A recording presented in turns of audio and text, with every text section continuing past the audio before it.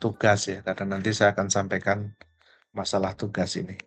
Dan untuk kontrak kuliah ini akan saya kirimkan ke koordinator kelas sehingga bisa didistribusikan ke teman-teman yang lain. Ke Satrio ya ini ya. Ya, saya sudah kirim Benar, Bro. Satrio Pangestu ya. Sudah saya kirim. Iya, betul. Tolong dilihat dan diinfokan eh, ke teman-teman semua yang lain.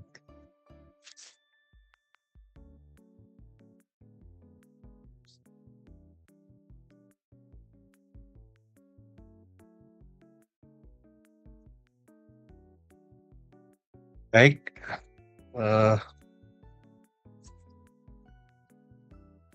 nanti kalau suaranya tidak bunyi, tolong diinfokan ke saya ya. Kemarin itu kelas yang kemarin apa volumenya tuh nggak keluar gitu sehingga saya minta untuk mendengarkan lagi dari yang rekaman kelas lain. Jadi nanti tolong diinfokan ke saya kalau misalnya suaranya tidak muncul.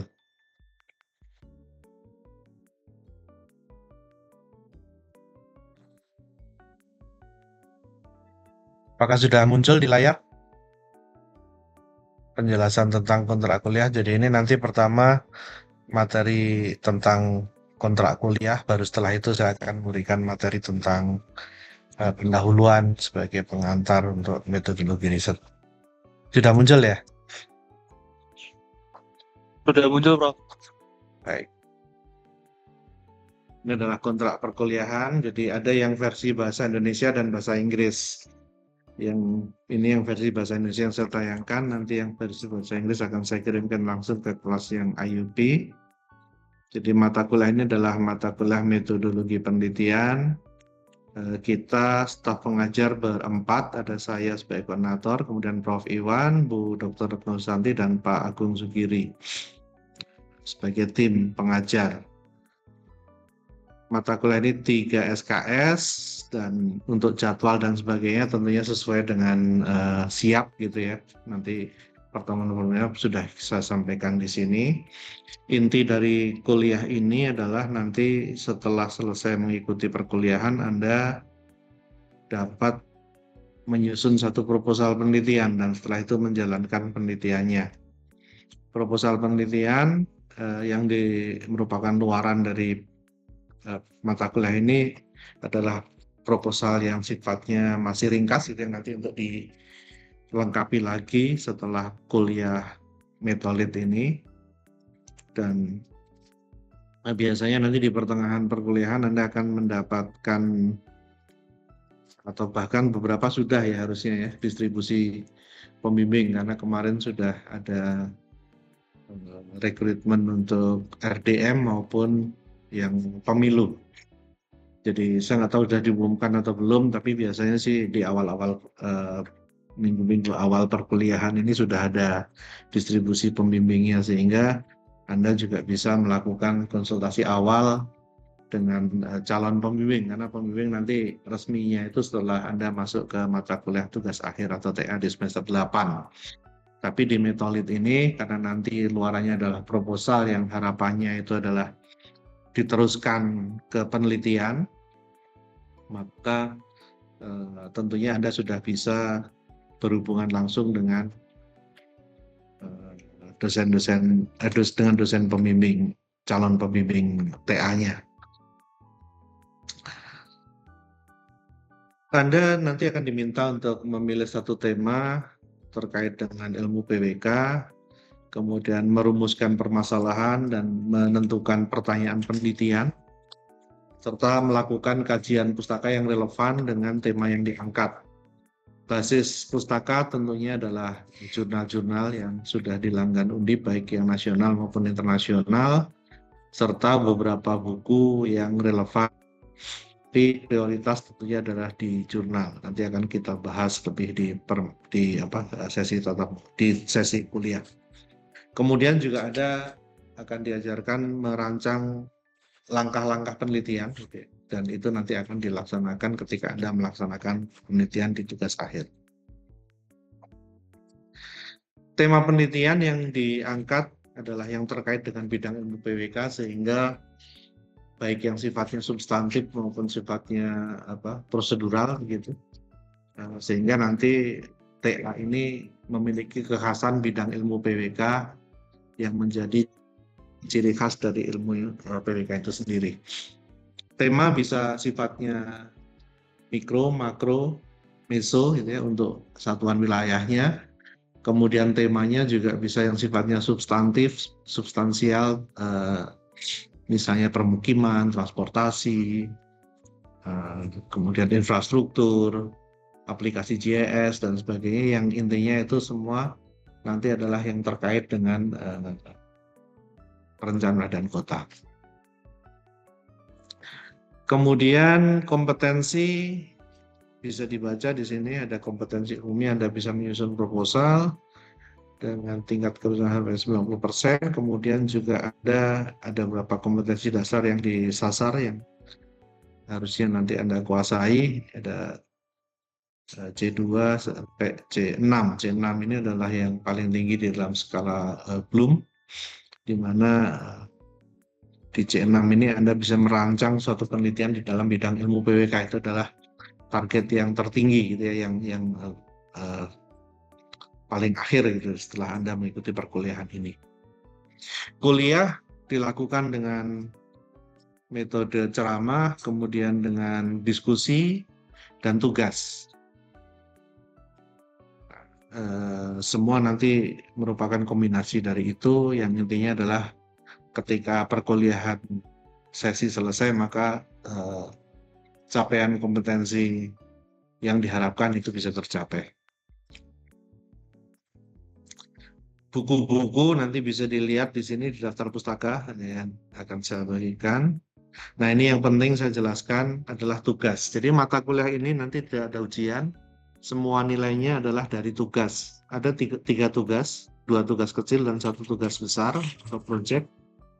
Di mana tugas kecil itu bobotnya sekitar 15% satunya, itu dengan tugas besar itu nanti sekitar 70%. Jadi kalau Anda mengerjakan tugas 1, 2, 3 itu ya sebenarnya udah 95% lulus lah kalau mengerjakan ya. Tapi kalau ada tugas yang tidak mengumpulkan maka tentunya walaupun bobotnya hanya 15%, tapi itu tentunya akan sangat membedakan gradasi nilai. Harusnya bisa dapat A, bisa turun jadi AB, bahkan bisa turun jadi B. Tugas 1 adalah menyusun latar belakang dan rumusan masalah dengan melakukan kajian terhadap minimal 5 artikel jurnal internasional bereputasi yang memiliki keterkaitan erat dengan tema penelitian yang dipilih. Tugas ini maksimal terdiri dari 2 halaman kertas A4, huruf time menyusun roman 12, spasi 1,5, margin kiri kanan sudah ditentukan di sini. Bisa dibaca ya ini ya. Yaitu halaman pertama berisi tema atau judul penelitian dan penulisan latar belakang dan rumusan masalah yang ditulis secara menerus. Menerus itu artinya tidak pakai heading, tidak pakai latar belakang, kemudian bla bla bla bla, rumusan masalah bla bla bla, enggak, tapi ditulis menerus dalam bentuk paragraf-paragraf begitu, sekitar 2-3-4 paragraf. Dan harus mengutip artikel yang 5 tadi, 5 jurnal internasional tadi minimal gitu. Kalau Anda 6 boleh, 7 boleh, 8 boleh, tapi minimal 5 dan itu adalah internasional. Kalau 5 internasional, 2 nasional tentunya jadi 7 totalnya itu juga boleh gitu. Minimal ada 5 internasionalnya. Mau ditambah yang nasional berapa juga silahkan, mau ditambah internasional berapa silahkan, tapi minimal adalah 5 jurnal internasional. Yang Anda bisa cari dari portalnya Undip, jurnal yang dilanggan Undip di SSO. Anda semua pasti sudah pernah mencoba ke sana. Sebagai justifikasi mengapa penelitian dilakukan, jadi ceritakan itu, kemudian dilakukan kutipan gitu ya, dengan dari 5 artikel tadi, 5 jurnal tadi, 5 artikel tadi dengan menggunakan teknik penulisan yang biasa kita pakai, yaitu dalam kurung nama, koma, tahun ya. Itu adalah 1 halaman maksimal, sekali lagi 1 halaman. Jadi halaman 2 itu hanya boleh diisi daftar pustaka, tidak boleh lebih ya. Jadi ingat, Di halaman pertama itu Anda tulis temanya atau judulnya, nama NIM di atas, kemudian tulisan mengalir sekitar 1 halaman, mungkin 2, 3, 4 paragraf begitu, dan di bagian akhir itu adalah pernyataan tentang permasalahan penelitian yang ingin diangkat. Gitu. Jadi mulai dari sifatnya agak umum, kemudian metode, kemudian tujuannya, metodenya, dan harapan atau apa yang diinginkan sebagai luaran penelitian, atau research question-nya atau statement problemnya itu di bagian akhir. Kemudian tugas 2 adalah kajian pustaka maksimal 5 halaman, kertas A4 dengan aturan-aturan huruf dan sebagainya sudah tertera di sini, dengan menggunakan 5 artikel di atas ditambah dengan pustaka lain yang relevan. Jadi 5 yang tadi itu tetap dipakai, ditambah pustaka yang lain yang relevan. Nah, dalam hal ini silakan Anda berdiskusi dengan tim dosen, tim dosen mata kuliah maupun juga dengan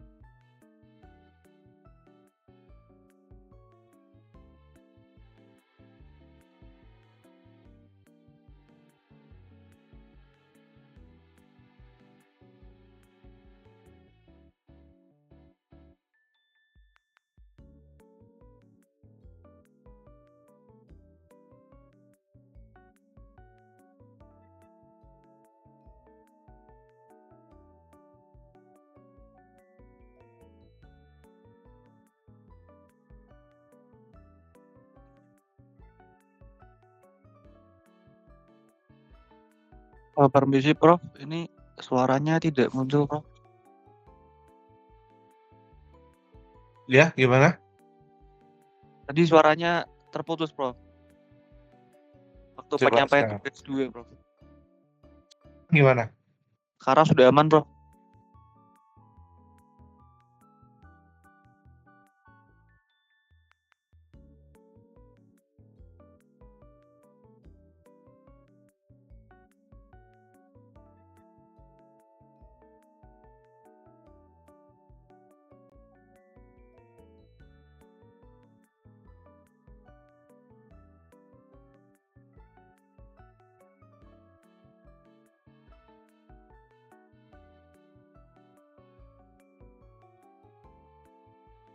Permisi, Prof. Imam, suaranya hilang lagi, Prof. Prof. Hilang-hilang juga.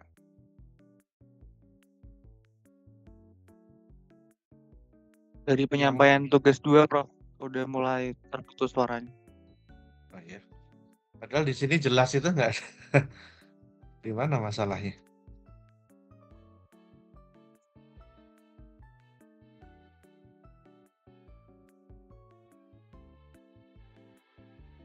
Ini volume juga udah penuh, udah full.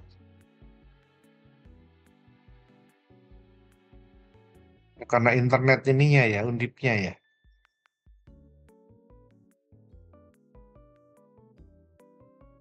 Sekarang gimana?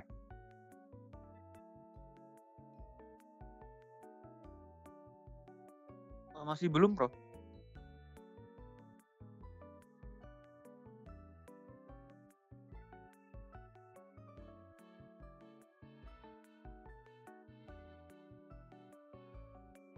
Coba sebentar, mic ini ya mungkin.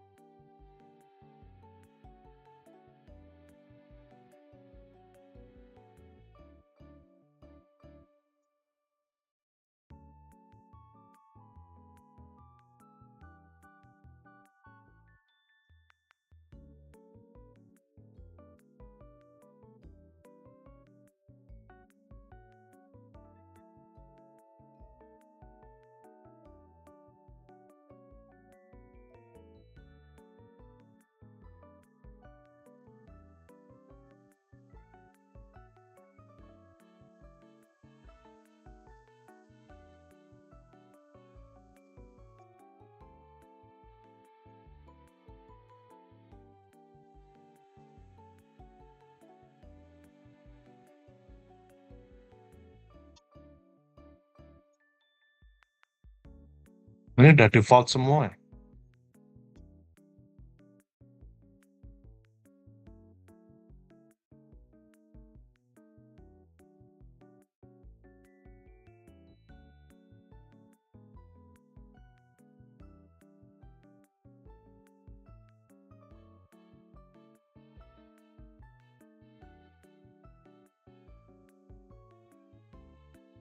Sekarang gimana?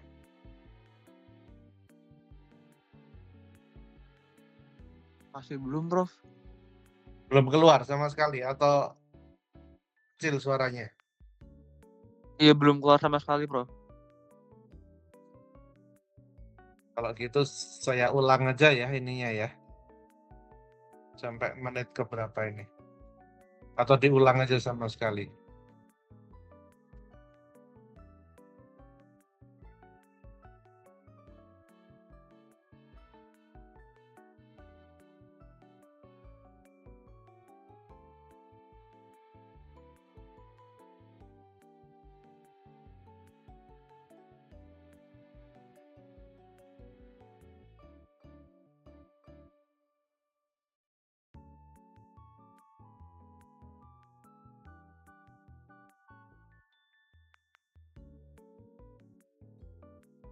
Ya, include sound.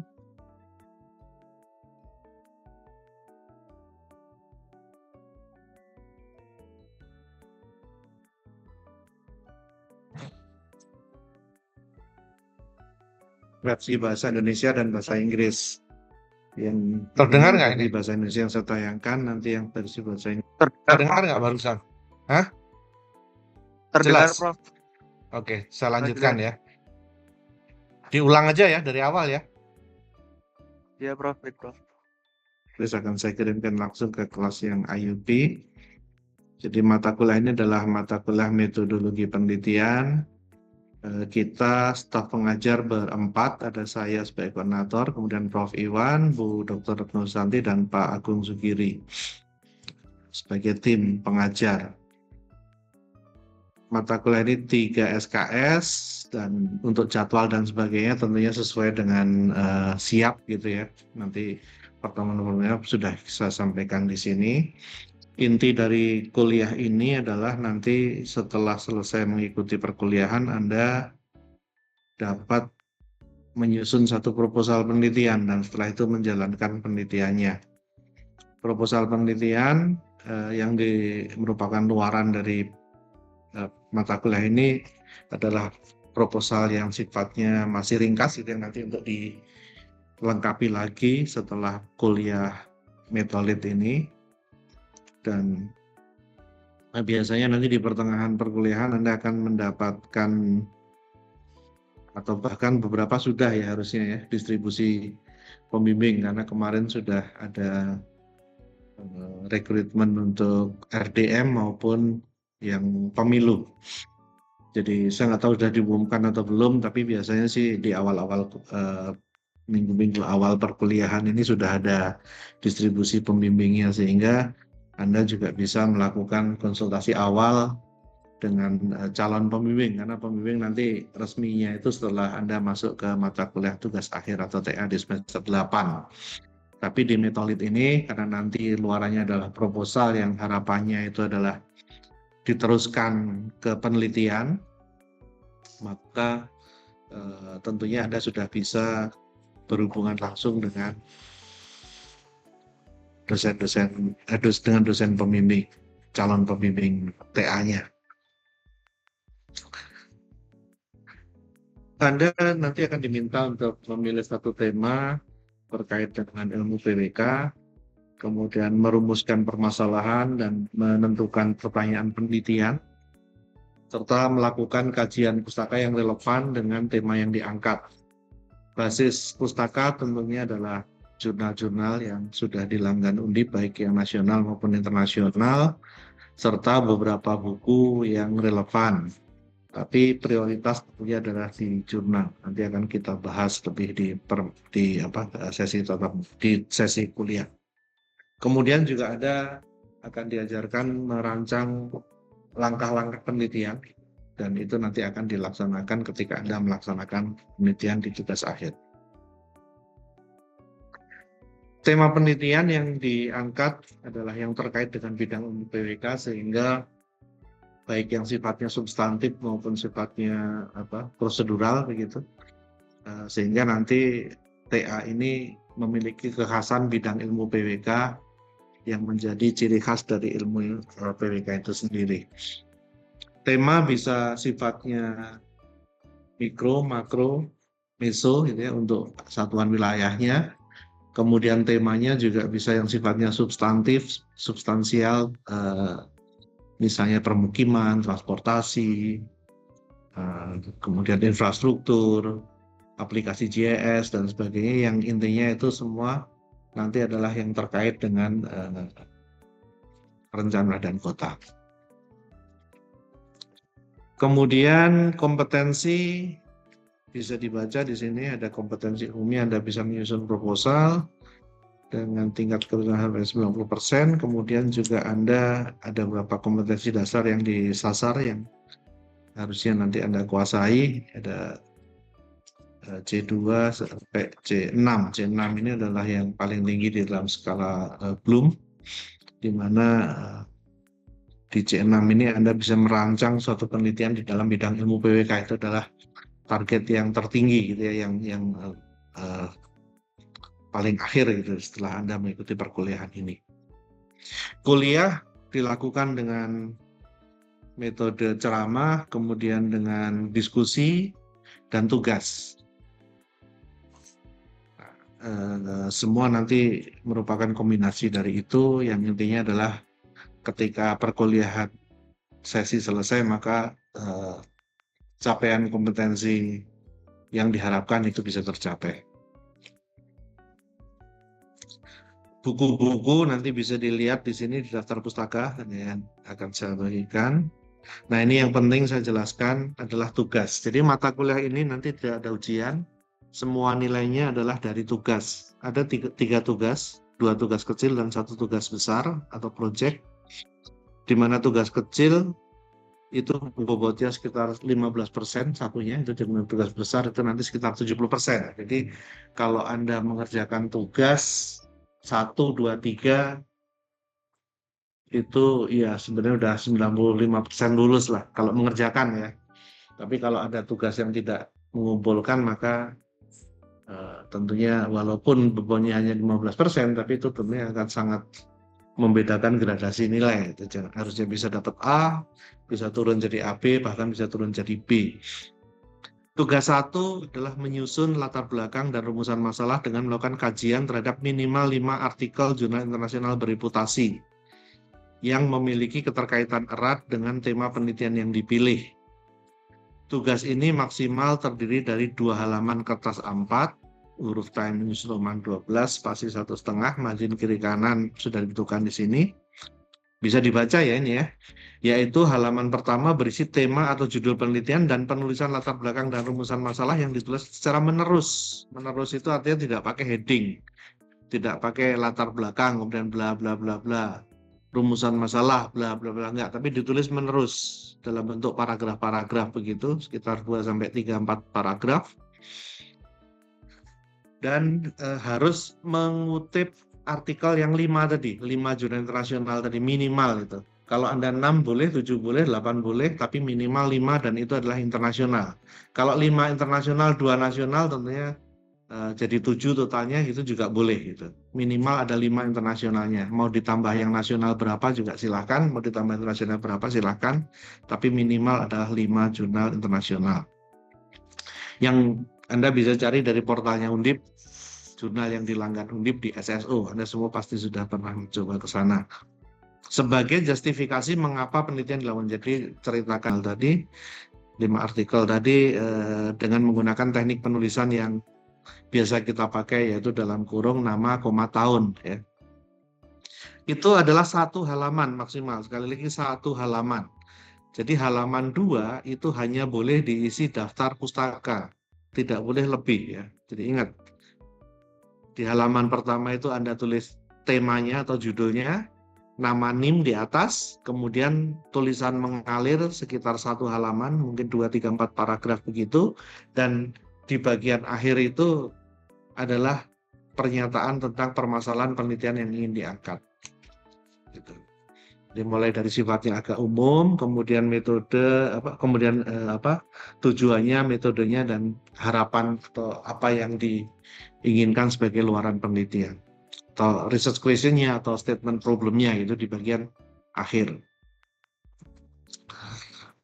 Kemudian tugas 2 adalah kajian pustaka maksimal 5 halaman, kertas A4 dengan aturan-aturan huruf dan sebagainya sudah tertera di sini, dengan menggunakan 5 artikel di atas ditambah dengan pustaka lain yang relevan. Jadi 5 yang tadi itu tetap dipakai, ditambah pustaka yang lain yang relevan. Nah, dalam hal ini silakan Anda berdiskusi dengan tim dosen, dosen mata kuliah maupun juga dengan pembimbing kalau nanti sudah diberikan nama pembimbing ya. Boleh Anda berdiskusi dengan beliau. Kemudian kapan mengumpulkannya nanti akan jelaskan ketika kita membahas kuliah satu persatunya. Kemudian tugas 3 atau tugas besar dengan ketentuan kertas, huruf dan sebagainya sudah saya tulis di sini. Nah, di halaman 1 itu maksimal 1 halaman. Kemudian bab 1 berisi latar belakang, masalah. Kalau ini sudah pakai heading ya, latar belakang, rumusan masalah sudah ada headingnya, tujuan sasaran, dan lokasi penelitian. Jadi lokasi penelitian dimasukkan di bab 1, tidak di gambaran umum seperti kalau di proposal yang lengkap gitu ya. Kemudian bab 2 adalah kajian pustaka, minimal menggunakan 10 artikel jurnal, di mana 5 diantaranya adalah yang sudah dibahas sebelumnya gitu ya, dan sumber pustaka lain yang relevan. Bab 3 berisi metode yang mencakup kebutuhan dan jenis data, cara perolehan data dan teknik-teknik yang akan dilakukan, serta tahapan bagaimana penelitian dilaksanakan, dan terakhir daftar pustaka. Total tidak boleh lebih dari 20 halaman. Ingat ya, tidak boleh lebih dari 20 halaman. Dan pengumpulannya nanti tidak boleh telat. Kapan-kapannya nanti saya akan sampaikan. Jadi tolong TOR ini dipegang betul. Saya strict terus, jadi ketentuan ini supaya diikuti, huruf semua, margin, spasi, ikuti apa yang tertulis di sini, jangan dikarang sendiri. Nah, kemudian pertemuan, kita ada 14 kali pertemuan. Hari ini saya menyampaikan tugas 1 sampai 3 tadi sudah saya sampaikan, dan kapan dikumpulkan tugasnya gitu ya. Jadi untuk tugas 3 nanti dikumpulkan pada saat jadwal ujian akhir. Kemudian pertemuan kedua oleh Pak Iwan, pertemuan ketiga oleh Bu Retno Susanti, pertemuan keempat oleh saya, pertemuan kelima itu adalah penyampaian tugas 2 sekaligus pengumpulan tugas 1. Sehingga nanti pada saat pertemuan ke-6 itu akan kita bahas tugas 1. Jadi tugas ke-1 itu dikumpulkannya pada saat minggu kelima saat kuliahnya Pak Iwan di TU ya. Hard copy aja deh, hard copy, karena kalau soft copy saya ngoreksinya capek. Kemudian ke-7 oleh Pak Agung Sugiri, ke-8 oleh Pak Agung Sugiri, dan tugas 2 itu dikumpulkan saat UTS. Jadi UTS itu Anda mengumpulkan tugas 2 di jadwal UTS, ada kumpulkan di TU juga. Nanti tugas itu akan dikoreksi dan dibahas oleh Pak Agung Sugiri di minggu ke-9. Oke. Kemudian minggu 10 Bu Retno Susanti tentang hipotesis, variabel dan sebagainya, 11 sampling oleh saya, 12 oleh Pak Iwan tentang pencarian teknik analisis kualitatif, kemudian teknik analisis dan validasi oleh Pak Agung Sugiri,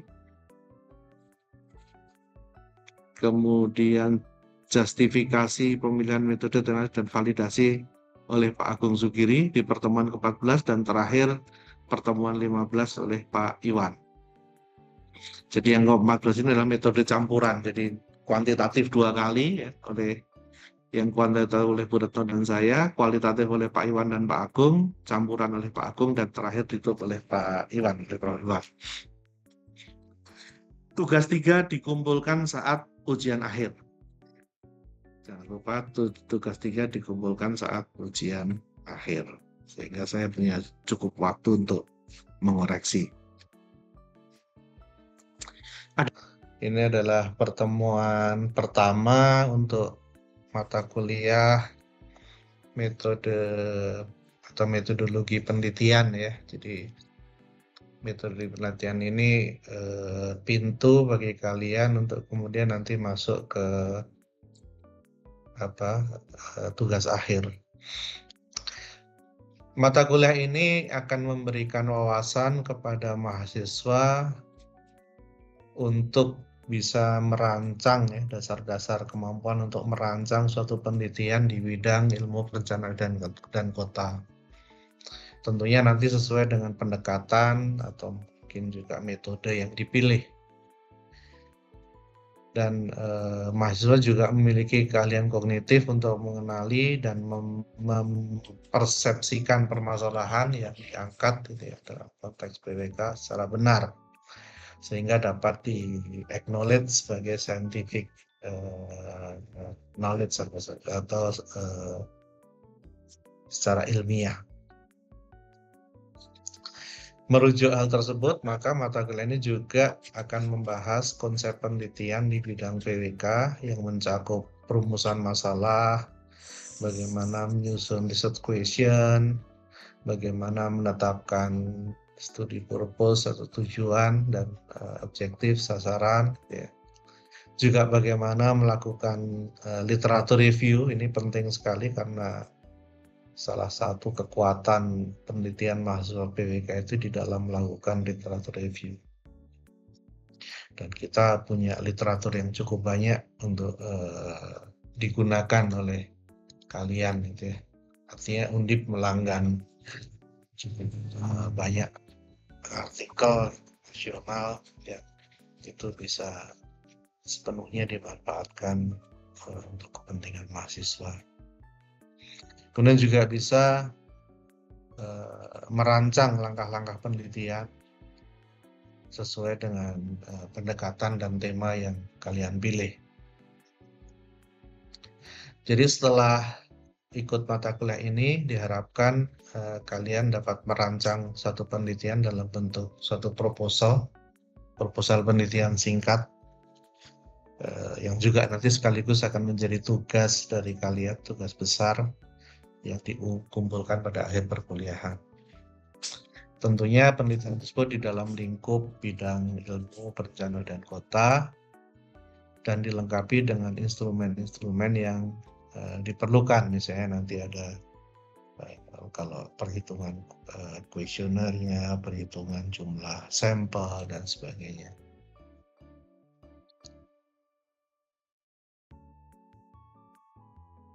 Secara khusus mahasiswa juga nanti dituntut untuk mampu memilih fenomena yang menarik terkait bidang ilmu PWK. Jadi kalian bebas untuk menentukan tema penelitian sepanjang itu bisa diangkat sebagai penelitian setingkat sarjana. Artinya tidak terlalu sederhana tapi juga tidak terlalu kompleks ya. Mengingat kalian masih di tahap sarjana dan waktu yang tersedia itu tidak panjang, hanya sekitar 3-6 bulan saja.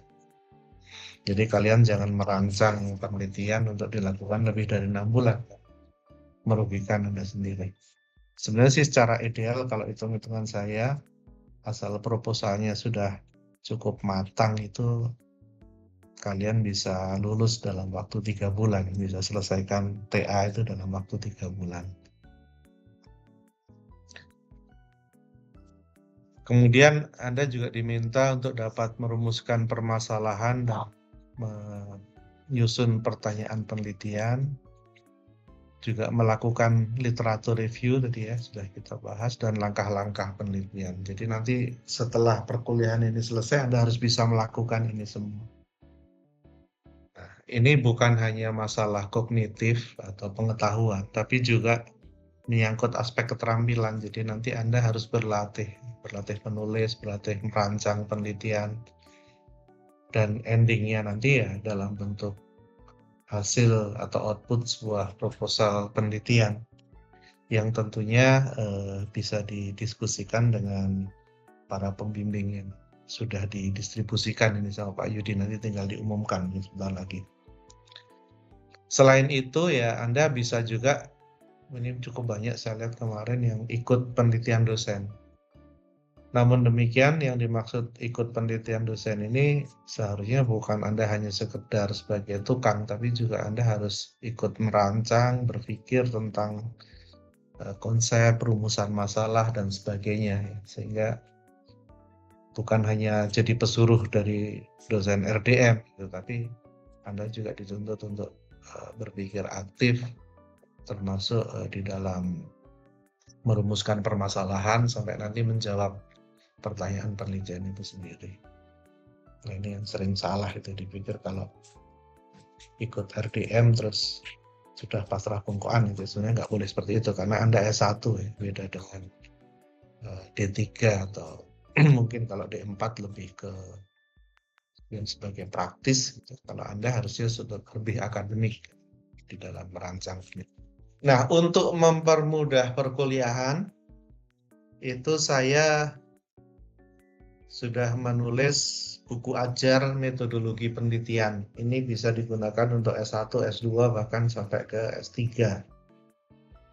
Sebenarnya tadinya mau saya buat buku yang bukan buku ajar gitu formatnya, tapi waktu itu ada himbauan untuk menulis buku ajar, makanya ini sementara saya tulis dalam bentuk buku ajar yang Anda bisa manfaatkan. Anda tidak wajib beli ya, jadi saya sama sekali tidak mewajibkan Anda untuk beli. Tapi kalau Anda beli itu tentunya akan membantu Anda sendiri. Buku ini sekitar 300 halaman. Isinya nanti sesuai dengan perkuliahan ini dan ada beberapa contoh yang lebih detail tentunya. Yang kalau Anda baca itu akan sangat, saya pikir akan sangat membantu Anda untuk memahami tentang metodologi penelitian termasuk bagaimana menulis proposal dan melakukan penelitian nantinya. Untuk beli nanti mungkin kalau misalnya supaya tersistematis silahkan dikoordinir oleh koordinator kelas ya. Kemudian siapa saja yang mau beli bisa disampaikan oleh koordinator ke Lab Geomatika. Di sana ada Mbak Dian, Mbak Puspita Dian ini angkatan 2015, dia asisten di lab. Atau Mbak Amel. Mbak Amel ini sekretaris Lab Geomatika. Ada nomor HP-nya juga, kamu bisa mulai menghubungi beliau gitu. Bukunya mungkin minggu ini baru akan datang, itu selesai cetak, jadi silahkan segera saja dihitung siapa yang mau berminat untuk membeli begitu. Tidak wajib dan tidak akan berpengaruh terhadap nilai ya. Tapi ini akan membantu saya pikir untuk Anda memahami materi perkuliahan. Oke, ini isi di buku tersebut. Nanti Anda bisa lihat, bisa baca. Totalnya sekitar 300 halaman. Baik, saya akan mulai ke materi substansi perkuliahan pada pertemuan pertama ini, yaitu tentang prosedur dan fondasi penelitian. Jadi memang sebenarnya secara nature itu kita semua adalah peneliti. Kenapa? Karena manusia itu memiliki keingintahuan. Dan untuk menjawab keingintahuan itu ya tanpa sadar kita sebenarnya melakukan penelitian. Hanya penelitian yang kita lakukan mungkin belum dibungkus dalam scientific gitu, kerangka ilmiah, sehingga belum dikatakan sebagai penelitian ilmiah. Nah, tapi prinsip-prinsip penelitian itu pastinya sudah kita lakukan. Misalnya kita mengumpulkan informasi, kemudian bagaimana kemudian informasi itu bisa kita gunakan untuk membuat satu keputusan. Ini saya kira Itu adalah prinsip-prinsip saintifik ilmiah. Dan dalam kegiatan sehari-hari ya, sebenarnya kita di otak itu sudah mengumpulkan informasi, kemudian mensistematisasi informasi, melakukan analisis juga, hingga kemudian akhirnya kita menggunakan pengetahuan itu untuk menarik satu kesimpulan. Gitu. Ada satu contoh yang selalu saya contohkan di S1 maupun S2, bahkan di S3 juga, tapi ya kalau S3 mungkin terlalu praktis ya.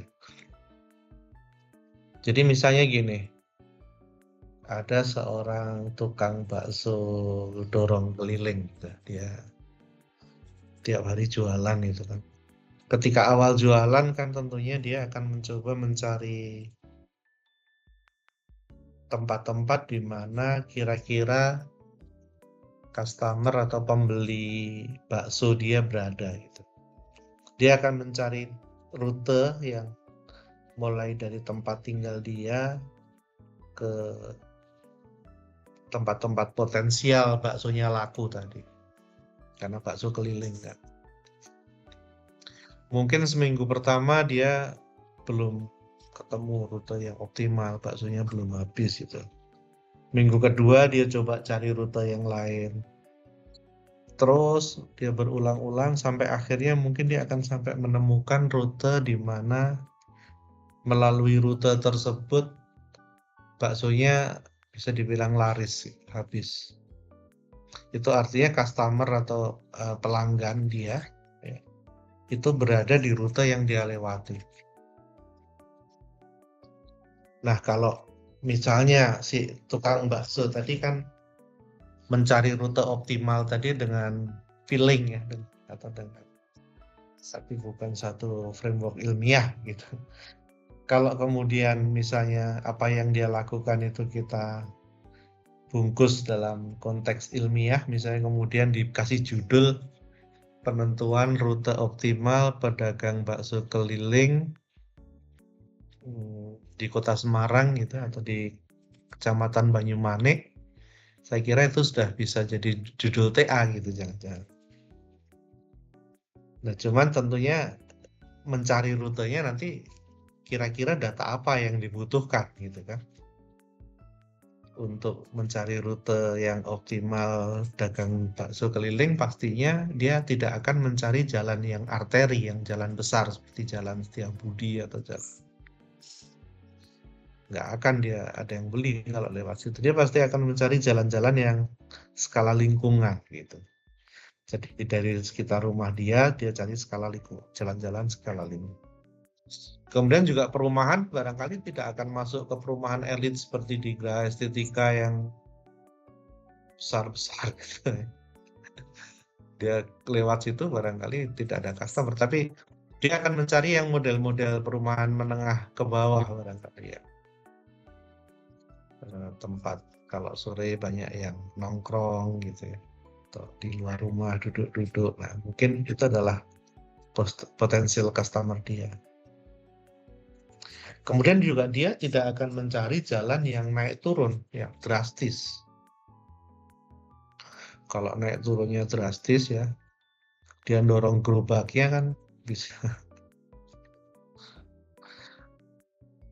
ya bisa jatuh atau keseret gerobaknya. Nah, tadi kalau kemudian kita berpikir dalam konteks ilmiah, kita kalau anak PWK yang jualan bakso, kita katakanlah Anda yang jualan bakso, ya apa yang dicari gitu kan? Data-data kan pastinya. Mungkin pertama akan mencari data tentang peta topografi, kemudian mencari peta topografi untuk melihat itu kan naik turunnya jalan. Kemudian peta kelas jalan untuk mencari peta-peta jalan-jalan yang kelas lingkungan gitu ya. Ya, tentunya mengescape atau mengeluarkan data-data yang arteri atau mungkin kolektor yang besar gitu ya. Tapi fokus ke jalan-jalan lingkungan. Kemudian juga peta jenis permukiman itu dia akan cari bukan yang perumahan mewah tapi perumahan skala menengah ke bawah.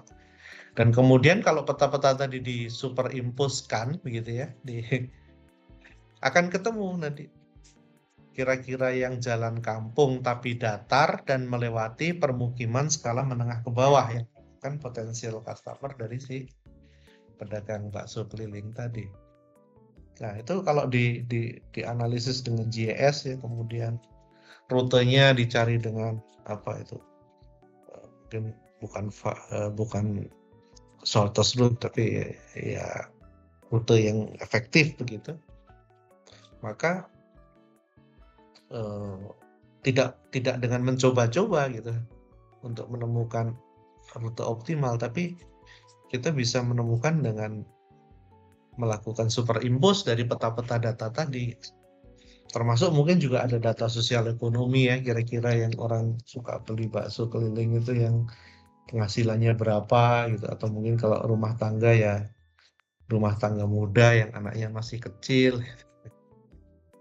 Nah, itu kalau kemudian kita tulis gitu ya, kita tulis secara saintifik gitu, secara ilmiah, ada tujuan, ada latar belakang gitu, ada sasaran penelitian, dan ada metode ya, dan kebutuhan data tadi ada butuh peta ini, peta itu, data-data statistik ini itu dan sebagainya, kemudian dilakukan analisis dengan superimpose dengan ini itu yang lain, dan akhirnya bisa dihasilkan model untuk rute optimal pedagang bakso keliling. Itu udah bisa jadi TA gitu.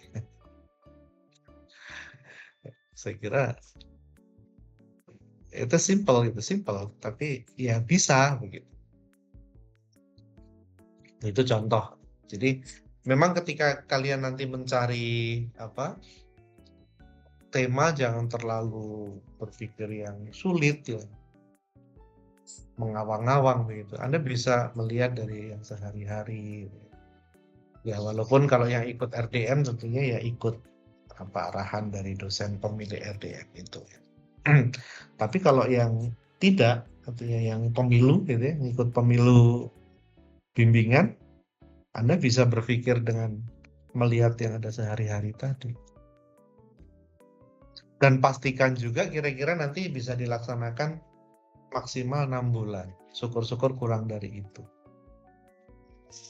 Juga yang penting juga itu harus Anda yakin Anda punya akses data untuk penelitian itu. Jangan sampai kemudian karena tertarik dengan satu tema yang ya mungkin memang bagus gitu, tapi kemudian malah Anda nggak bisa dapat data.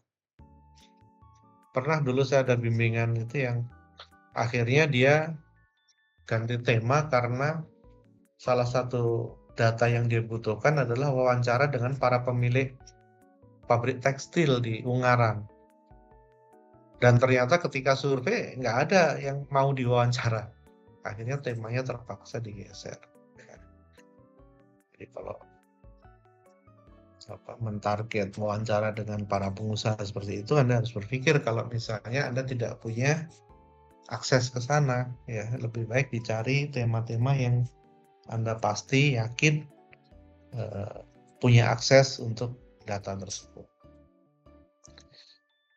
Ini adalah diagram hubungan antara mata kuliah dengan TA ya. Jadi sebenarnya kalau di PWK itu kita terikat ke kesepakatan ASPI, di mana ASPI menyepakati, ASPI tahu ya, Asosiasi Sekolah Perencanaan Indonesia, yang sekarang ketuanya adalah Prof. Iwan Rudiarto.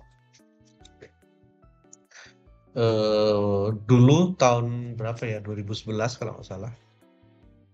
Saya pernah jadi ketua di tahun 2013 kalau nggak salah, 2013 sampai 2015. Nah, sebelum itu kita menyepakati di Padang bahwa sekolah-sekolah yang tergabung di dalam Asosiasi Sekolah Perencanaan Indonesia itu memiliki 4 kompetensi utama.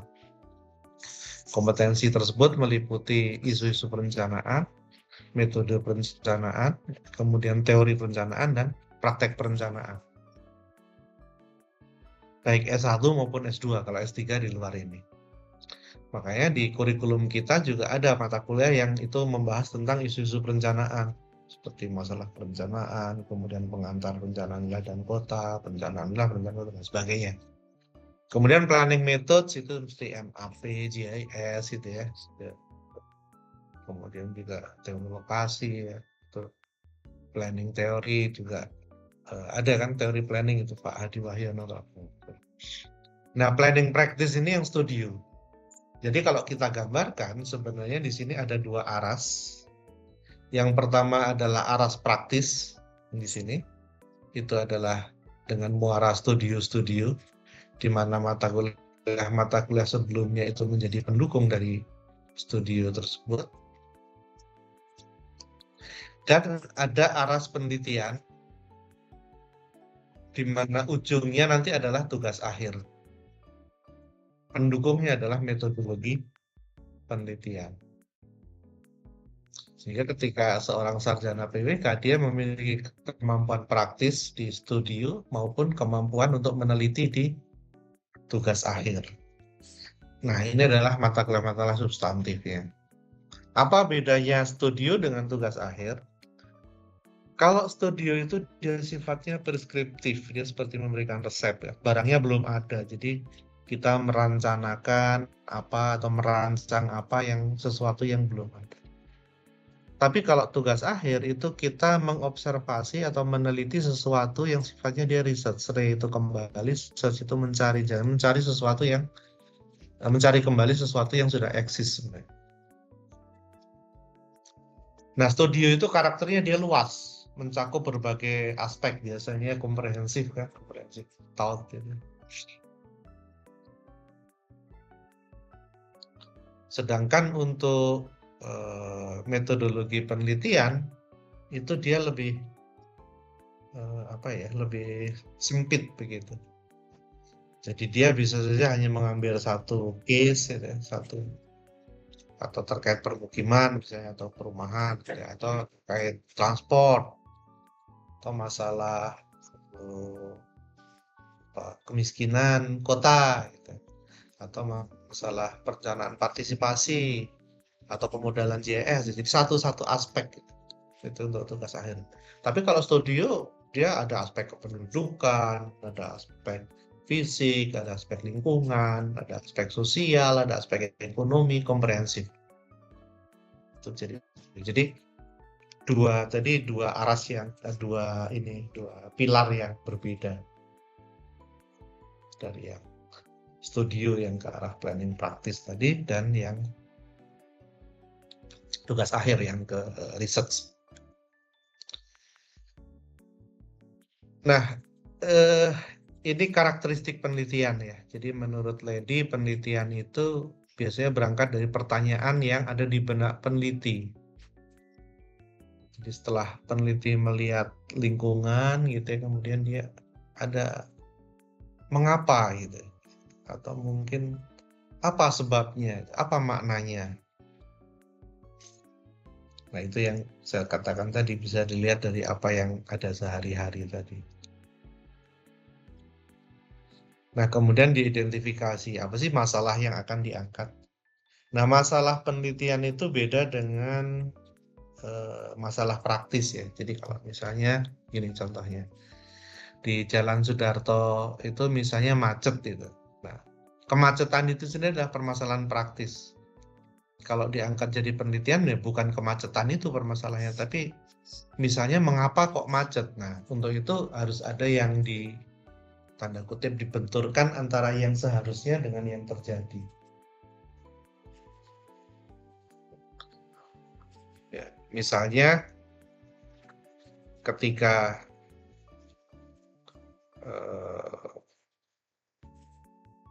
Jalan Sudarto itu jalannya cukup lebar, mobil yang lewat juga tidak banyak, tapi kok macet. Nah, ini kan antara yang seharusnya dengan yang terjadi berbeda. Itu kemudian bisa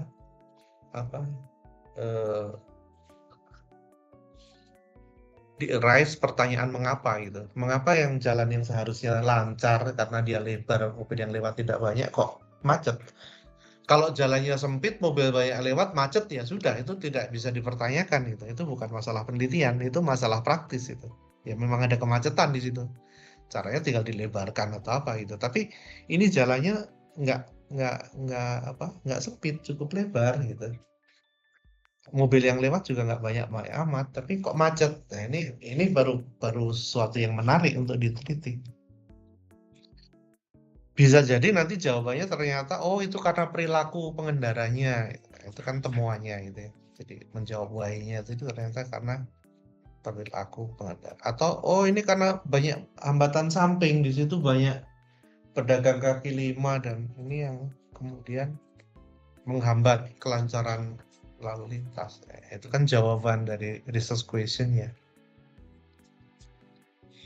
Nah, untuk melakukan penelitian itu diperlukan rencana. Ya, itu nanti tertuang dalam proposal itu ya. Jadi biasanya memang penelitian ada yang dia sifatnya penelitian yang kecil, itu ada juga yang penelitian besarnya. Kalau RDM itu ada payungnya, ada penelitian besarnya yang kemudian itu dibagi ke dalam beberapa penelitian kecil yang dilakukan oleh beberapa mahasiswa. Kemudian ada juga yang ya sebenarnya sih hampir sebagian besar penelitian di PWK juga ada hipotesis. Kalau kita baca dari rumusan masalah itu sebenarnya inference di situ ada hipotesis. Cuman memang jarang kita state bahwa ini adalah hipotesisnya, jarang. Ada beberapa yang seperti itu. Kemudian juga penelitian terkait dengan fakta dan pemaknaannya. Penelitian juga suatu proses yang dia berputar gitu. Jadi ketemu, kemudian nanti ada yang dipertanyakan lagi, ada yang membantah, ada yang diteliti lagi, seperti itu. Ya, teori juga nanti seperti itu ya. Tema penelitian seharusnya memiliki satu kebaruan, artinya ada yang baru yang ditawarkan di penelitian. Kalau saya bisa tanya ke mahasiswa, ini terus apa bedanya dengan penelitian-penelitian sejenis yang sebelumnya? Biasanya kan ini ada yang meneliti banjir loh, si ini kan juga meneliti banjir, si ini juga meneliti banjir, terus punyamu apa bedanya? Nah disitulah maka penting bahwa kamu melakukan apa yang disebut sebagai literatur review atau penelusuran literatur. Karena dengan melakukan kajian pustaka, kemudian kita bisa memperbandingkan apa-apa yang sudah dilakukan orang lain dan apa yang mau kita lakukan. Nah, dengan kita bisa memetakan hal itu, ya, artinya ini yang dilakukan orang-orang, ini yang saya lakukan, oh berarti memang ada yang baru di situ. Jadi memang ada satu kebaruan yang ditawarkan. Jadi pertama penelitian harus memiliki kebaruan. Kebaruan tidak mutlak harus sama sekali baru. Nambah satu variabel itu udah kebaruan. Gitu. Atau nambah satu pertanyaan atau ini itu udah satu kebaruan. Nah selain penelitian tadi harus ada kebaruannya, aspek kebaruannya, penelitian juga harus ada manfaatnya nanti. Setelah diteliti itu terus gimana gitu, terus apa gunanya? Pemanfaatannya bisa saja untuk memecahkan masalah praktis. Kalau tadi ya misalnya yang contoh kemacetan tadi, jalannya lebar, mobilnya jarang, tapi kok macet. Setelah diteliti, oh ternyata di situ banyak hambatan samping gitu. Ya, berarti solusinya hambatan sampingnya harus dikurangi. Nah, itu kemanfaatan dari hasil penelitian tadi. Jadi penelitian tadi harus ada manfaatnya. Pada prinsipnya tidak ada yang sama sekali baru. Penelitian itu sebenarnya kan nambah, itu melengkapi yang sebelumnya. Yang pasti dengan Anda mengkaji literatur, Anda tidak mengulang kesalahan orang lain atau tidak melakukan hal yang sama yang sudah dilakukan orang lain. Kita boleh mengutip sebanyak-banyaknya dari temuan-temuan yang sebelumnya dari literatur. Yang penting jujur, katakan bahwa itu adalah bukan hasil Anda, tapi itu dari para peneliti yang lain. Dan juga penelitian harus masuk akal dan memungkinkan secara biaya, waktu, dan sebagainya. Artinya kalau TAS1 ya jangan yang didesain 3 tahun gitu. Itu untuk S3. Ya ini contohnya misalnya kita ingin Aceh pasca tsunami itu menarik gitu, tapi Anda S1 gitu, gimana mau survei ke sana? Ada nggak biayanya? Belum nanti di sana gimana mau menghubungi siapa? Datanya mau ketemu siapa? Sulit misalnya. Nah, itu ya jangan dilakukan. Kecuali kalau Anda memang dari Aceh, saya punya akses di sana beberapa teman yang bisa bantu cari data dan sebagainya. Nah, itu it's okay gitu ya sebagai satu tema. Jadi harus masuk akal dan memungkinkan, jadi possible untuk diteliti. Ini kembali tadi yang saya sudah sempat sampaikan, apa bedanya riset dan planning atau desain gitu ya. Kalau riset itu artinya melihat kembali objek suatu yang dipertanyakan tadi, barangnya itu harus sudah ada. Tapi kalau perencanaan atau desain perancangan itu intervensi terhadap sesuatu. Jadi seperti resep gitu ya. Nanti akan dibangun jalan di sini, akan dibangun gedung di sini, akan di apa ini itu dan semua itu sifatnya preskriptif.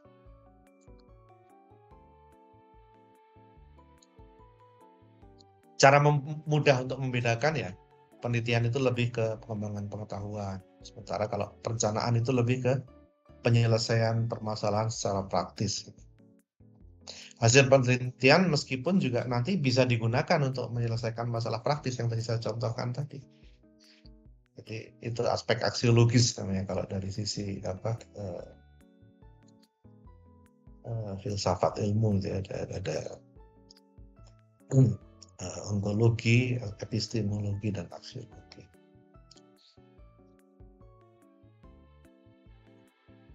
Yang kedua antara practical problem dengan research problem tadi juga saya sampaikan. Macet itu masalah praktis gitu. Kalau jalannya sempit, macet, banyak mobil yang lewat, macet, ya itu masalah gitu, tapi tidak bisa diangkat sebagai masalah penelitian karena ya itu etis gitu, ya memang pasti macet. Tinggal preskriptif saja, rencanakan aja jalan yang lebih luas atau lebih lebar atau kasih flyover atau itu desain atau planning.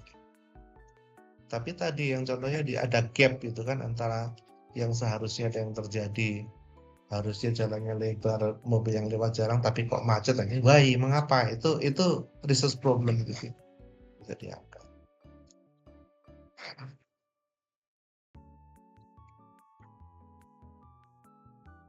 Nah, dalam konteks kemacetan memang nanti bisa apa? Misalnya contohnya seberapa jauh pengaruh guna lahan gitu ya. Apakah intensitasnya atau penggunaannya atau apa atau desainnya bahkan itu bisa diteliti juga di situ sebagai satu research problem.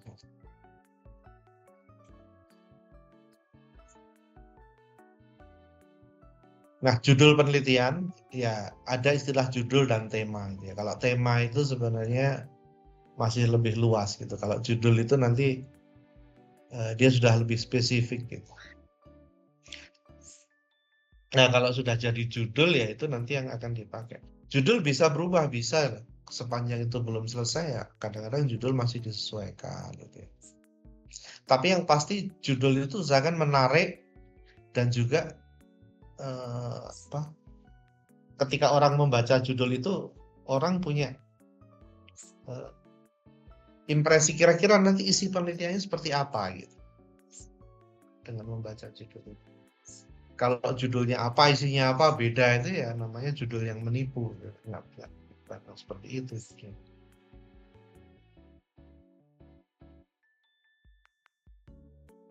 Dan tidak jarang judul proposal sampai ke TA jadi atau tesis atau bahkan disertasi itu kemudian berubah, itu biasa masalah. Judul yang baik setidaknya dia singkat ya, kemudian menggunakan kata-kata yang concise, yang ya pas, penting gitu. Ada yang bilang jangan lebih dari 12 kata gitu. Ada yang bilang 20 kata, 20. Saya sih nggak masalah beberapa kata ya. Cuman ya jangan satu paragraf gitu.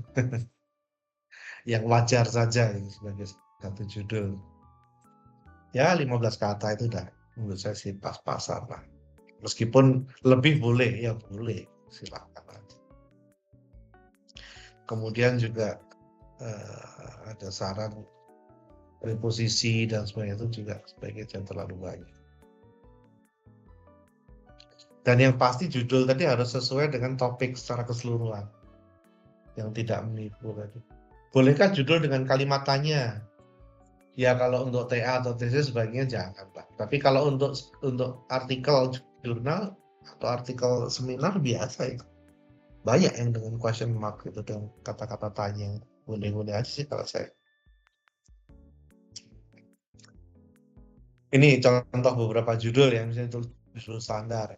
Dampak perkembangan industri besar terhadap sosial ekonomi di Kabupaten Semarang. Kan isinya apa kira-kira kan bisa dibayangkan. Ya.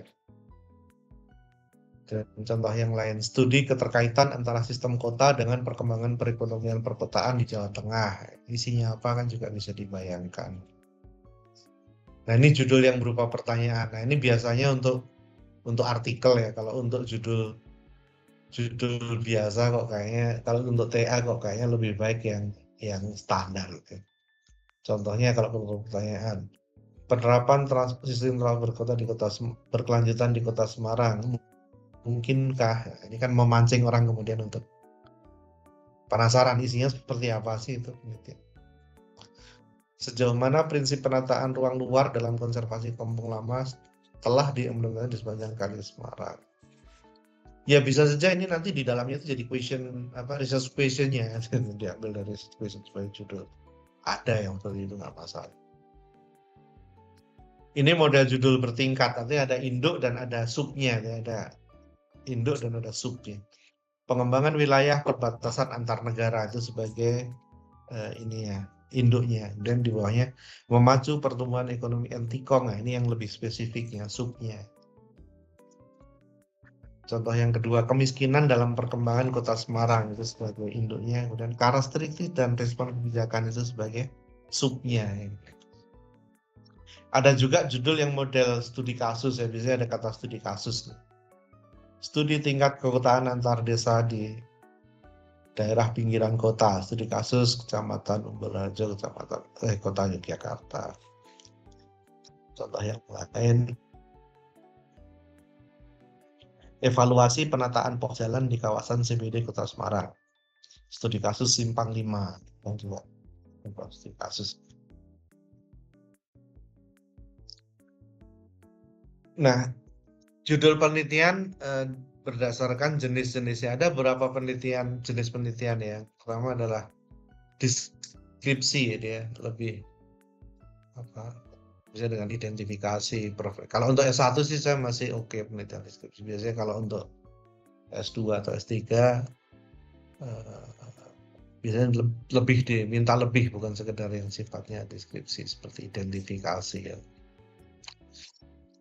Kemudian penelitian sebab akibat, biasanya menggunakan kata pengaruh sesuatu terhadap sesuatu, dampak ya, implikasi faktor penyebab, keterkaitan dan sebagainya.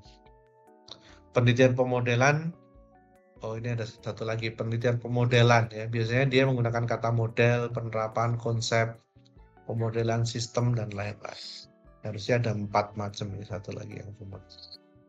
Kemudian yang terakhir penelitian evaluatif ya, dengan kata evaluasi, implementasi, pemanfaatan dan lain. Contoh-contoh.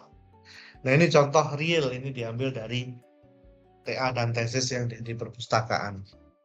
Ini contoh deskriptif ya, preferensi masyarakat untuk tinggal di kawasan pesisir pantai Barat Tarakan. Kajian sistem aktivitas kota baru BSB di Semarang. Itu deskriptif ya. Tipologi kesediaan masyarakat Kelurahan Cigur Tengah, Kota Cimahi untuk tinggal di rumah susun. Ini kan preferensi sebenarnya. Tipologi kesediaan itu sifatnya dia preferensi ya. Identifikasi karakteristik sosial, ekonomi, dan budaya masyarakat nelayan Sungai Limau di Kabupaten Padang Pariaman dalam penyediaan perumahan permukiman. Ini juga identifikasi. Itu keywords-nya tadi. Ini yang sifatnya sebab akibat, beberapa contoh. Misalnya dampak perkembangan industri besar terhadap sosial ekonomi di Kabupaten Semarang. keterkaitan ragam usaha kecil menengah dengan nilai lahan di koridor jalan Avandi. Nah, keterkaitan itu keywords-nya di atas dampak. Ini pengaruh batasan fisik terhadap, jadi pengaruh apa terhadap apa, itu contoh yang sebab akibat. Ini contoh ketiga yang tentang pemodelan dan eksperimental. Model penentuan kesesuaian pemanfaatan ruang wilayah pesisir, studi kasus wilayah Semarang. Pemodelan bangkitan pergerakan pada kawasan suburban perumahan Puri Budak Payung Asri Kota Semarang. Konsep pengembangan objek wisata unggulan di Kabupaten Pacitan. Ini pemodelan semua. Penerapan sistem dinamis itu kan pemodelan itu dalam interaksi transportasi dan guna lahan komersial di wilayah pusat Kota Semarang. Nah, ini contoh yang evaluatif ya. Jadi sifatnya dia mengevaluasi apa gitu sesuatu. Implikasi program relokasi pemukiman air terhadap perubahan kondisi masyarakat dan lingkungan. Apa implikasinya? Ini nah itu kan mengevaluasi sebenarnya. Mengevaluasi program relokasi permukiman atas air itu bagaimana gitu ya. Isinya kan kurang lebih seperti itu. Kemudian evaluasi kualitas penyediaan sarana dan prasarana di objek wisata Curug Sewu, Kecamatan Patean, Kabupaten Kendal. Ini keyword-nya kan kata evaluasi. Penilaian, ini ada kata penilaian kualitas pelayanan sosial di wilayah Kota Semarang. Jadi penilaian sesuatu berdasarkan apa? Dasarnya sebagai bahan evaluasi. Ini contoh penelitian evaluatif. Nah, sekarang ruang lingkup. Secara garis besar ruang lingkup ada 2 gitu ya di kita. Yang pertama adalah terkait dengan materi kajian, untuk menjelaskan batasan aspek yang akan dikaji. Nah, di sini perlu detail Anda membatasi supaya nanti mempermudah Anda di dalam melakukan penelitian. Bisa juga dilengkapi dengan definisi operasional itu supaya clear betul apa yang dimaksud dari term-term yang digunakan di situ. Nah, ini yang kedua ini khas PWK itu ya, ruang lingkup studi wilayah. Wilayah studi. Kenapa kok PWK selalu ada wilayah studinya? Karena kita urban and regional. Jadi ada aspek spasialnya, ada kota, ada wilayahnya gitu. Jadi di ruang lingkup wilayah ini menjelaskan batasan wilayah studinya dan juga perlu dilengkapi dengan peta wilayah studi supaya pembaca memiliki orientasi yang jelas. Dan dua-duanya baik materi maupun wilayah studi ini perlu didefinisikan dengan jelas supaya ya nanti kalau ada pertanyaan penguji dan sebagainya yang di luar konteks itu Anda bisa menjawab dengan mudah. Ini persandingannya ya. Ruang lingkup materi kajian itu terfokus pada salah satu aspek atau sektor. Aspek atau sektor tadi dapat aspek fisik ruang, ekonomi, sosiologi, demografi, kelembagaan, lokasi atau sarana prasarana ya, seperti transport, energi, sampah, air bersih dan sebagainya. Salah satu itu cukup untuk satu materi kajian. Nah, lingkup wilayah itu bisa di lingkup mikro seperti kawasan, sepenggal ruas jalan gitu ya, atau meso satu bagian wilayah kota, kecamatan atau mungkin makro yang besar seperti kabupaten, provinsi, bahkan nasional, bahkan mungkin supranasional gitu ya. Atau mungkin bertingkat gitu. Jadi analisis pertama analisis umumnya itu lebih luas gitu, kemudian nanti analisis detailnya itu ke wilayah yang lebih kecil, itu juga bisa seperti itu. Yang penting semua dijelaskan di dalam proposal dan ada reasoningnya, ada alasannya. Karena luasnya cakupan PWK, baik dari sisi materi maupun wilayah, maka pencarian tema penelitian saya menjadi mudah. Karena itu tadi saya sarankan bisa dari yang kita hadapi sehari-hari. untuk mahasiswa sarjana bisa sehari-hari. Kalau mahasiswa magister yang sebagian sudah bekerja, bahkan bisa dikaitkan dengan tugas-tugas di tempat kerja mereka. Jadi ya meskipun sekarang banyak juga sih mahasiswa magister yang baru lulus S1 langsung sekolah lagi S2, tapi kalau di persentase mungkin persentase terbesar adalah orang-orang yang sudah bekerja kalau sekolah di MPWK sejak awal bukanya MPWK itu ya.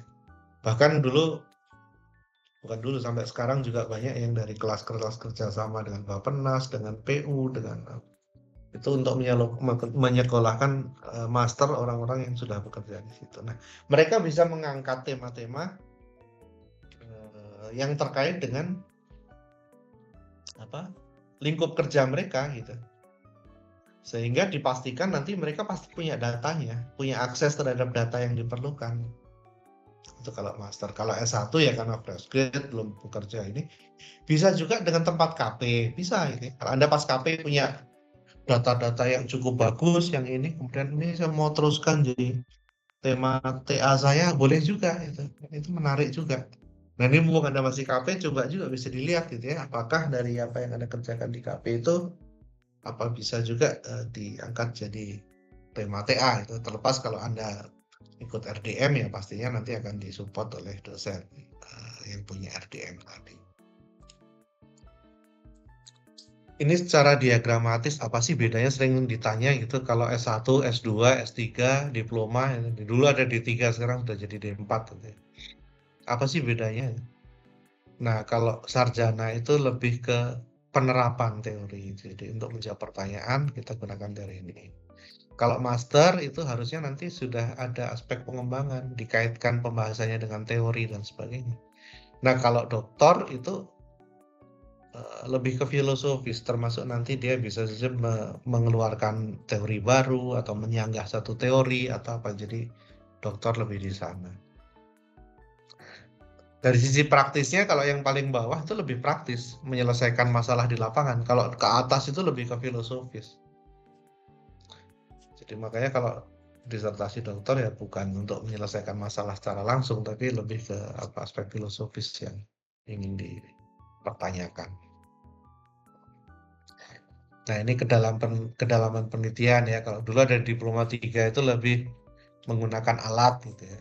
Di diploma 4 juga menguasai aplikasi praktis terkait dengan tata ruang pelayanan kota secara lebih komprehensif dalam bentuk proyek akhir gitu.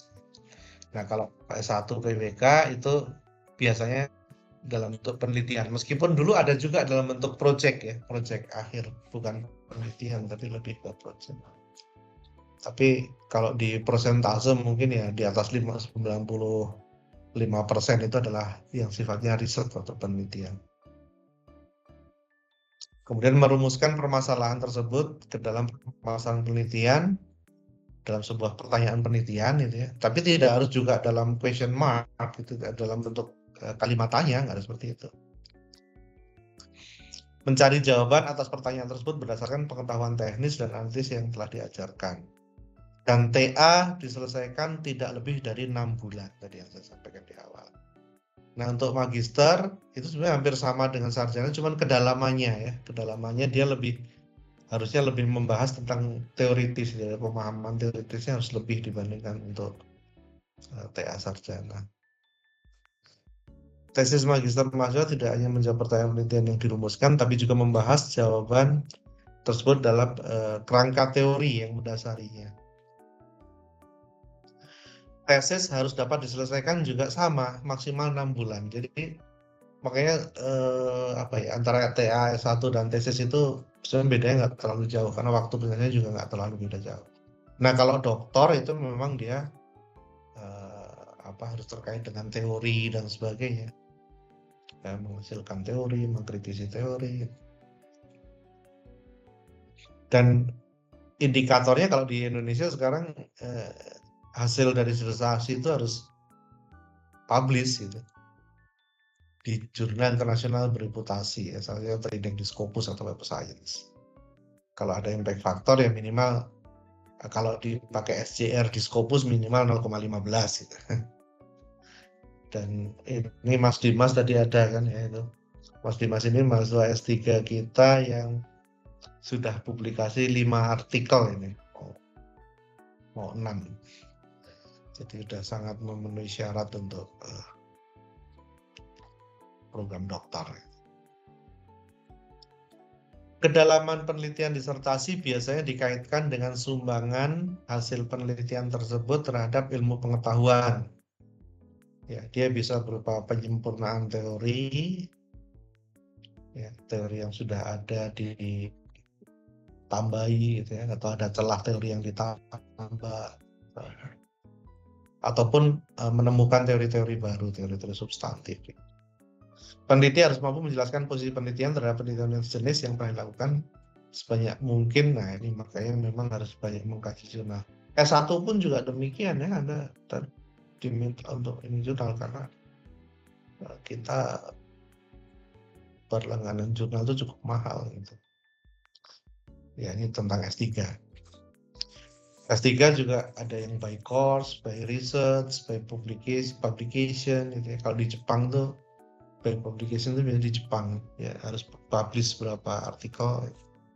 Kalau di kita di Indonesia ini ya ada by course, by research. Kalau by course itu syarat publikasinya lebih ringan dibandingkan yang by research.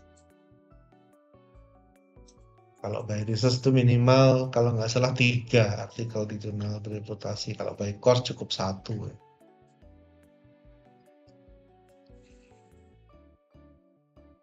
Waktu penyelesaiannya juga lebih pendek biasanya untuk by course, by research, karena nanti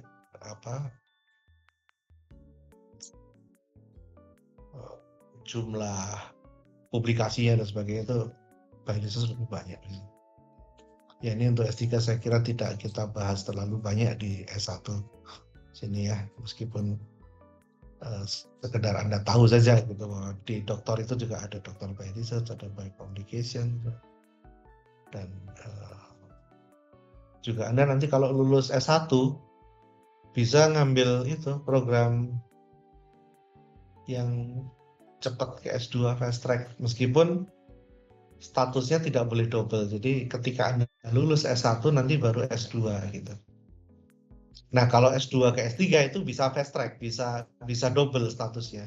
Jadi sebelum lulus S2 itu bisa juga tercatat di S3, itu aturannya seperti itu. Meskipun ya sebaiknya nggak usah double supaya bayarnya nggak double. Jadi bayar tetap salah satu. Di kita ada program seperti itu. Termasuk PMDSU, mahasiswa PMDSU itu program mahasiswa PMDSU, program magister doktor sarjana unggul. Jadi dari master ke doktornya itu langsung. Nah, itu ada beasiswanya yang dibiayai oleh Dikti maupun dibiayai oleh Undip sendiri. Nah, Mas Dimas ini yang dibiayai oleh Undip sendiri, ya. Jadi asisten saya di sini tadi bergabung. Ada juga yang dibiayai oleh Dikti itu Mbak Intan ya, Intan Hapsari itu dibiayai dari Dikti. Itu PMDSU juga. Ya, hampir lulus juga. Mudah-mudahan tahun ini lulus. Mas Dimas ini awal tahun depan mudah-mudahan juga lulus.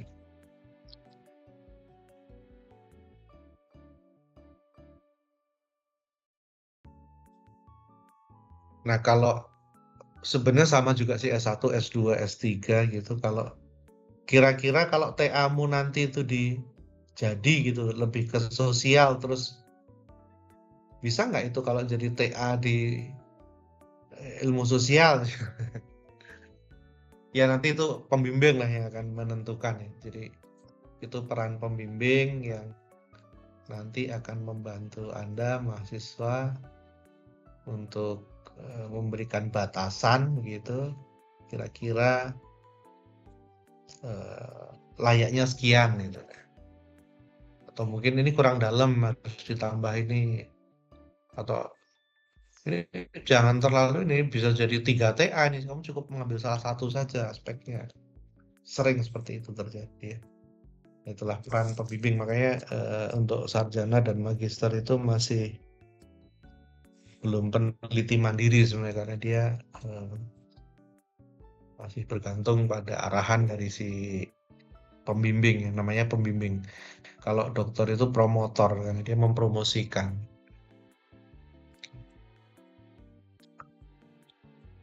Oke, itu dari paparan ada yang mau ditanyakan atau ada pertanyaan? Tadi ada satu orang yang belum absen tadi, datang nggak ya? Siapa tadi ya? Permisi Prof, saya. Ya, kamu siapa? Verantika ini ya? Enggak, iya Prof. Udah hadir semua ya berarti ini. Baik, ada pertanyaan nggak ini dari paparan tadi? Jangan lupa nanti tugasnya mulai dikerjakan sekarang ya. Itu kumpul kelima ya kalau salah tadi. Ya, sesuai di kontrak kuliah. Kontrak sudah disebar, sudah dibagikan. Udah, Prof. Material. Udah ya. Nah, jadi nanti dilihat itu jadwal-jadwalnya, jangan lupa. Tugasnya dikumpulkannya kapan. Walaupun kamu nggak masih KP di luar kota ya tetap harus kerjakan, kalau nggak nanti nggak dapat nilai ya. Dan pengumpulannya hard copy ya. Jadi kalau yang masih di luar kota ya gimana caranya pokoknya bisa dikumpulkan di TU hard copy. Kamu kan punya teman di Semarang, bisa minta tolong di print atau gimana. Saya meriksanya lebih enak kalau hard copy, kalau soft copy itu capek. Oke, ada pertanyaan? Kalau tidak ada berarti pertemuan hari ini kita akhiri ya. Sampai ketemu lagi nanti di pertemuan di minggu keempat dengan saya. Jadwal di kontrak kuliah. Jadi kuliah saya akhiri. Terima kasih. Assalamualaikum warahmatullahi wabarakatuh. Waalaikumsalam warahmatullahi wabarakatuh.